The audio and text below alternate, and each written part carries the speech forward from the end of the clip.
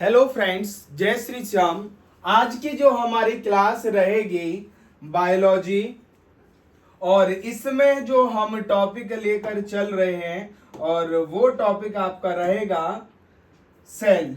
ठीक है, कौन सा टॉपिक रहेगा? तो हम कहेंगे सेल बायोलॉजी। और जैसा कि यदि आपने पहले की जो पूर्व की जो क्लास है अगर आपने नहीं देखा तो प्लेलिस्ट में जाके आप देख सकते हैं। वहां पर हमने सेल के बारे में कंप्लीटली जो इंफॉर्मेशन थी, जो सेल के बारे में जो इम्पोर्टेंट जो पोर्शन था वो हमने कंप्लीट किया था।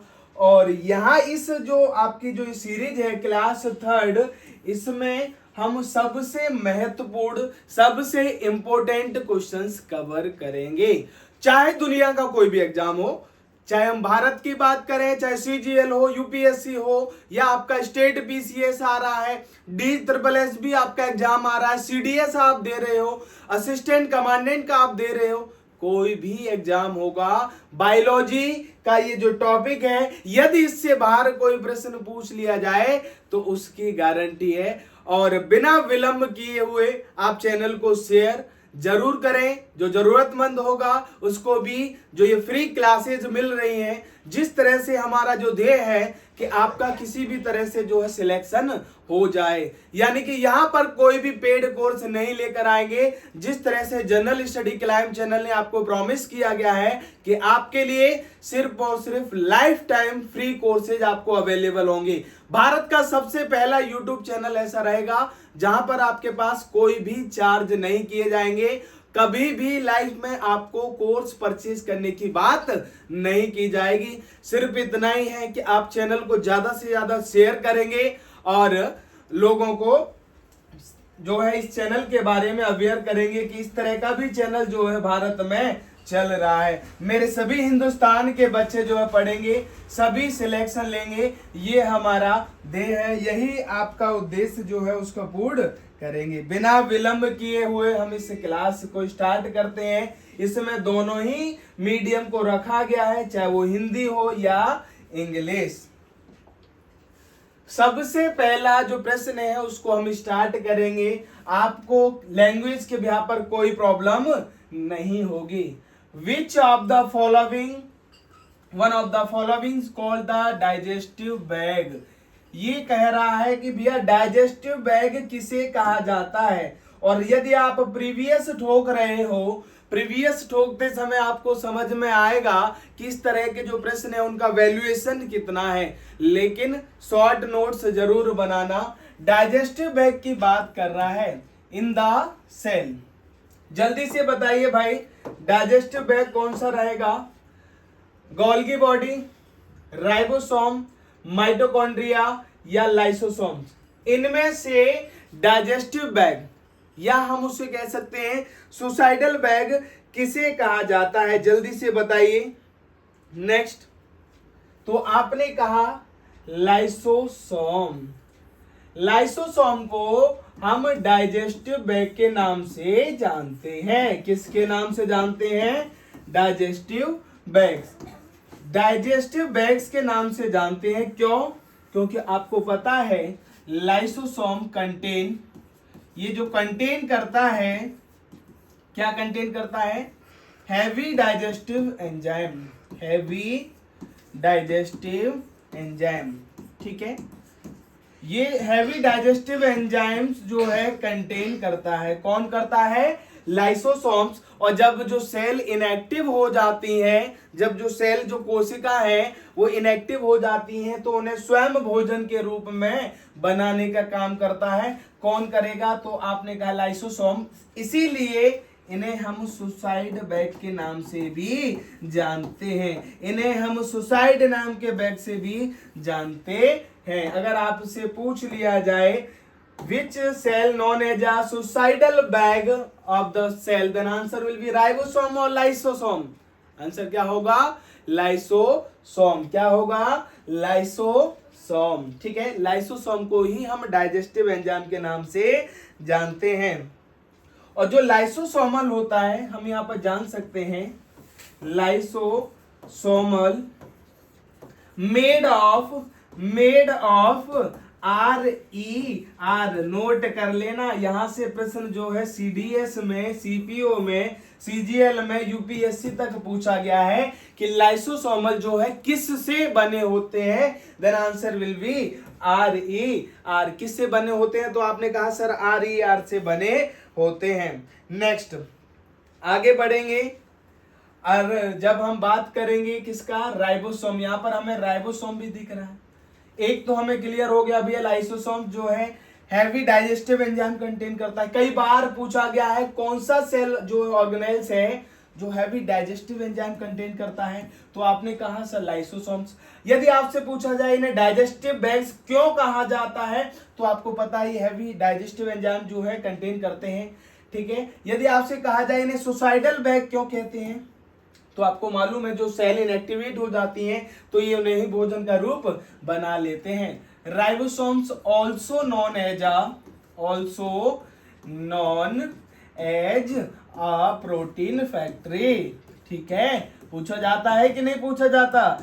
ठीक है, प्रोटीन फैक्ट्री किसे कहते हैं? ठीक है, प्रोटीन फैक्ट्री, प्रोटीन कारखाना किसे कहा जाता है, तो आप कहोगे राइबोसोम्स को कहा जाता है। किसको कहा जाता है? Which cell organelles known as a protein factory?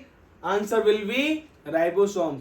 बच्चे कंफ्यूज होते हैं, lysosome ribosome, lysosome ribosome. Lysosome क्या होता है? तो हमें मालूम है डाइजेस्टिव बैग होता है, ये सुसाइड बैग होता है। किससे बने होते हैं? RER। लेकिन जब हम बात करते हैं राइबोसोम की तो ये प्रोटीन फैक्ट्री कहलाते हैं। क्या कहलाते हैं? Protein factory. और मोस्ट इंपोर्टेंट के भैया जो राइबोसोम्स होते हैं वो सिंथेसाइज करते हैं। Ribosome synthesized nucleus. ठीक है, न्यूक्लियस कहां भैया ये पाए जाते हैं? Then answer will be nucleus. Ribosome जो कहां पर सिंथेसाइज करेंगे ये पूछ लिया जाए तो आप क्या कहोगे भैया? ये न्यूक्लियस में आपको पाए जाएंगे। कहां पाए जाएंगे? न्यूक्लियस में। ठीक है, नेक्स्ट यहां पर एक ऑप्शन और दिख रहा है माइटो। ये तो आंसर हो ही गया, लाइसोसोम्स को ही हम डाइजेस्टिव बैग कहते हैं। लेकिन अगर आपसे राइबोसोम्स के बारे में पूछा जाए तो आपने कहा protein factory, ribosome synthesized, then answer will be nucleus. अब बात करते हैं माइटोकॉन्ड्रिया नाम का भी ये वर्ड सुना होगा आपने। माइटोकॉन्ड्रिया के बारे में आपने सुना होगा। और माइटोकॉन्ड्रिया को हम दोस्तों क्या कहते हैं? तो आप कहोगे इसे हम power house of the cell कहते हैं। यदि आपसे माइटोकॉन्ड्रिया के बारे में पूछा जाए, माइटोकॉन्ड्रिया की बात की हमने, ठीक है, इससे समय हमने लाइसोसोम्स की बात की, लाइसोसोम्स के बारे में पढ़ा, माइटोकॉन्ड्रिया और राइबोसोम। ठीक है, हमने जाना माइटोकॉन्ड्रिया को हम क्या कहते हैं। Then answer will be power house of the cell, power house of the cell. ठीक है, which cell organelles known as a power house of the cell? then answer will be mitochondria. synthesis of ATP। ठीक है, बहुत ही महत्वपूर्ण है। Mitochondria में यहां पर क्या पाया जाता है? ATP, adenosine triphosphate. ठीक है, नेक्स्ट एडेनोसिन ट्राइफॉस्फेट, ये इसका जो फुल फॉर्म होता है। और यहां पर हम इसे जो यहां पर एटीपी जो कंटेंट करता है, एटीपी की जब हम बात करेंगे हम एटीपी को एनर्जी करेंसी ऑफ सेल भी कहते हैं। क्या कहते हैं? Energy currency of cell. ठीक है, एनर्जी करेंसी ऑफ सेल बहुत ही महत्वपूर्ण है। Which part of the cell known as energy currency of the cell? Then answer will be ATP. Adenosine triphosphate जो है यहाँ पर एनर्जी ऑफ करेंसी सेल के नाम से जाना जाता है। Where is ATP found? Then answer will be mitochondria. ये कहां पर पाया जाता है? तो आप बता सकते हो ये माइटोकॉन्ड्रिया में पाया जाता है। ATP synthesis of mitochondria, mitochondria also known as a power house of the cell, क्योंकि आपको पता है यहाँ पर जो रेस्पिरेशन होती है, जो ऑक्सीजन होता है वो एटीपी के माध्यम से किया जाता है। अभी हमने लाइसोसोम के बारे में जाना था, इसको हमने क्या कहा था, जल्दी से बताइए। आपने कहा सर हम इन्हें डाइजेस्टिव बैग के नाम से जानते हैं। किस नाम से जानते हैं? डाइजेस्टिव बैग्स, जैसा कि अभी हमने पढ़ा था। ठीक है, डाइजेस्टिव बैग इसलिए कहते हैं क्योंकि हैवी एंजाइम्स कंटेन करता है, और हम इसे किस नाम से जानते हैं? सुसाइड बैग के नाम से भी जानते हैं। सुसाइड बैग के नाम से भी जानते हैं क्योंकि जो इनकी सेल्स होती हैं वो अपने आप में ये भोजन के रूप में बना लेते हैं। राइबोसोम सिंथेसिस ऑफ, अभी हमने बताया था कहां पर ये सिंथेसिस होगा, कहां मिलेगा? Then answer will be nucleus. Nucleus में हम इसे फाउंड करते हैं, और हमें किस नाम से जानते हैं? राइबोसोम को प्रोटीन फैक्ट्री के नाम से जानते हैं। दुनिया का कोई भी प्रश्न पूछा जाएगा, आप किसी भी तरह से कंफ्यूज नहीं होंगे। नेक्स्ट, बहुत ही सुंदर प्रश्न है ये हमारा, इसका नाम जो है क्वेश्चन नंबर 2 होगा। चलिए थोड़ा एनर्जी को बरकरार रखिएगा, नोट्स बनाते रहेंगे। Chromosomes other than sex chromosomes, बहुत ही महत्वपूर्ण पूछा गया कि जो क्रोमोसोम्स है किसके अलावा? सेक्स क्रोमोसोम्स के अलावा आर कॉल्ड, यानी कि आपको पता है एक जो क्रोमोसोम होते हैं 22, जो 22 जो पेयर होते हैं, 22 पेयर होते हैं, ये हम इन्हें क्या कहेंगे? जल्दी से बताइए। हम इन्हें कहेंगे ऑटोसोम, हम इन्हें कहेंगे ऑटोसोम्स। ठीक है, ऑटोसोम। और जो 23वां जो पेयर होता है, 23वां जो पेयर होता है, हम इसे एलोसोम के नाम से जानते हैं। ठीक है, ये जो पेयर है 23वां जो पेयर है, इसको हम किस नाम से जानेंगे? इसको हम जानेंगे, 23वें पेयर को हम किस नाम से जानेंगे? तो आप कहोगे एलोसोम के नाम से जानेंगे। एलोसोम, एलोसोम को हम यहाँ पर इसे सेक्स क्रोमोसोम के नाम से भी जानते हैं, सेक्स क्रोमोसोम के नाम से भी जानते हैं। अब ये पूछा गया है कि chromosome other than sex chromosome, यानी इसके अलावा, सेक्स क्रोमोसोम एलोसोम के अलावा जो होते हैं उन्हें क्या कहा जाता है? आंसर विल बी ऑटोसोम्स, क्योंकि ये जो 22 पेयर होते हैं वो मेल और फीमेल में क्या होंगे? ये मेल और फीमेल में सेम होते हैं।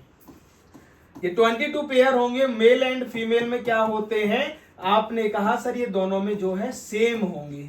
ठीक है, महिला और पुरुष में ये जो 22 जो पेयर होते हैं ये क्या होंगे? सेम होंगे, और इन्हें ही आप ऑटोसोम के नाम से जानते हैं। यही तो पूछा गया था, chromosomes other than sex chromosome are called, तो आप कहोगे ऑटोसोम्स। कितने होते हैं? 22 पेयर्स होते हैं, और ये कैसे होते हैं? सिमिलर। लेकिन जो 23वां पेयर है इसको हम एलोसोम या सेक्स क्रोमोसोम के नाम से जानते हैं। Which pair known as a sex chromosome या allosome? Then answer will be 23rd, 23वां। क्या ये मेल और फीमेल में, महिला और पुरुष में सेम पाए जाते हैं? आपने कहा नहीं, बिल्कुल नहीं। यहाँ पर जो महिला में होंगे वो डिफरेंट होंगे, और पुरुष में क्या होगा? डिफरेंट। एलोसोम्स को हम किस नाम से जानते हैं? आपने कहा सर सेक्स क्रोमोसोम के नाम से भी जानते हैं। ठीक है, next, clear? The smallest size of a cell, ये पूछ रहा है कि जो हमारा किसी कोशिका का सबसे छोटा आकार, कोई जो कोशिका है उसका सबसे छोटा आकार जिसे नग्न आंखों से देखा जा सकता है। The smallest size of a cell that can be seen with the naked eyes, यानी कि हम उन्हें खुली आंखों से देख सकते हैं। ये कौन सा साइज होगा? 10 माइक्रोन्स, 1000 माइक्रोन्स या 100 माइक्रोन्स? आप आंख बंद कीजिए या आंख खोल लीजिए, इसका आंसर तो हमेशा यही रहेगा कि सर 100 माइक्रोन्स। 100 माइक्रोन्स तक हम सेल को नेक्ड आई से देख सकते हैं, वहां पर हमें कोई भी माइक्रोस्कोप की रिक्वायरमेंट नहीं होती। B is a right answer. Cell is a basic unit of life. Cell is basic unit of life. Cell क्या होता है? बेसिक यूनिट ऑफ लाइफ होता है। और आपको मालूम है जब हम बात करते हैं कि ये किसने डिस्कवर किया, तो आप कह सकते हो रॉबर्ट हुक। किसके द्वारा? रॉबर्ट हुक के द्वारा इसको डिस्कवर किया गया था। सेल बेसिकली इनके इंटरनल भाग पर हम क्या कहते हैं? प्रोकैरियोटिक और यूकैरियोटिक।